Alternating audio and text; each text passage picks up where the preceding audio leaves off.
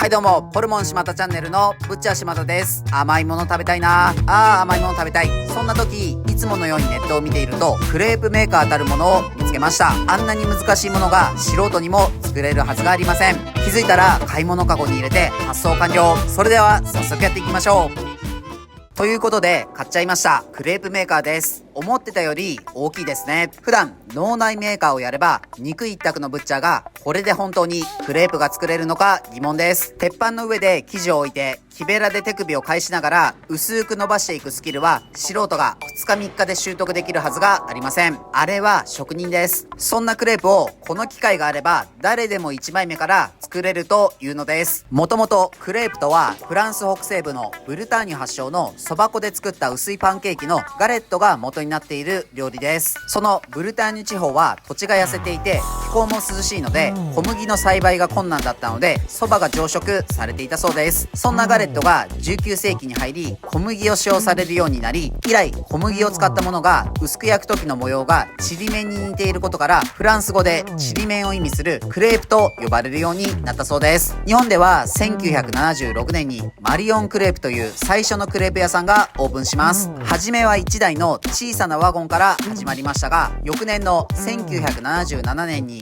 現在の基盤となっている原宿の竹下通りにお店をオープンします。今じゃ原宿といったらクレープといったら原宿と容易に連想ができるくらい定着していますね。原宿デートでクレープを食べた甘酸っぱい青春時代が懐かしいです。このクレープメーカーは本体と受け皿だけが入っています。まずは生地を作っていきます。卵、牛乳を入れて混ぜ合わせます。そこにホットケーキミックスを入れて混ぜながら油を加えます。ダマにならないように混ぜたら生地は完成です。今回はサラダクレープを作ります。ボウルにツナ、コーン、胡椒、マヨネーズを入れてよく混ぜ合わせます。続いて卵、生クリーム、塩、胡椒をかき混ぜチーズを加えます。フライパンにバターを溶かしたら先ほどの卵を流し入れて火を入れます。最後にフライパンでベーコンを焼けば具材の準備は完了です。クレープメーカーのスイッチを入れて温まったら油を塗って、それではやってみます。この本体を受け皿に当てるだけです。クレープはスタミナ太郎で作ったことしかありません。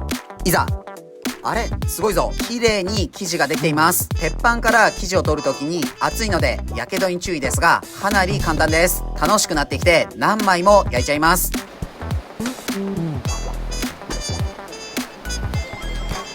この生地にレタス、トマト、ツナコーンを乗せて包んでいきます。他の具材も包みましょう。レタス、卵、マスタード、ケチャップ、ベーコンです。思ったより小さいですね。今回はせっかくなのでフライパンで大きめの生地も作っちゃいましょう。それでは早速食べてみます。いただきます。今日はスワロマンビールのヘルシュを飲んでいます。この缶は信州諏訪の御柱祭限定パッケージになっています。喉越しがスッキリとしていて後味はしっかりと苦味があります。普段飲み慣れているような日本のビールに近いので非常に飲みやすいです。このパッケージでお祭り気分も味わえます。そうそう、お祭りといえば9月10日土曜日に前橋ではバルストリートというお祭りが10時から21時まであります。お店もたくさん出店があり、ホルモン島田も味噌だれを使ったホルモン焼きなどを出すのでよかったらお待ちしてます。昼からぜひ一緒に飲みましょう。それではクレープを食べてみます。自分で作るクレープはまた美味しいですね。何がいいってこのサイズ感なら家で作って具材をいろいろ用意して食べ比べができちゃうのもポイントが高いです。生地の薄さも薄すぎずいい感じです。フライパンで作った方はちょっと生地が厚すぎちゃいましたね。ボリューミーで一つの味しか食べないって人にはいいかもしれません。クレープメーカーは思ったよりすぐに簡単に作れてホームパーティーとかで活躍してくれそうなアイテムですね。今日も美味しかったです。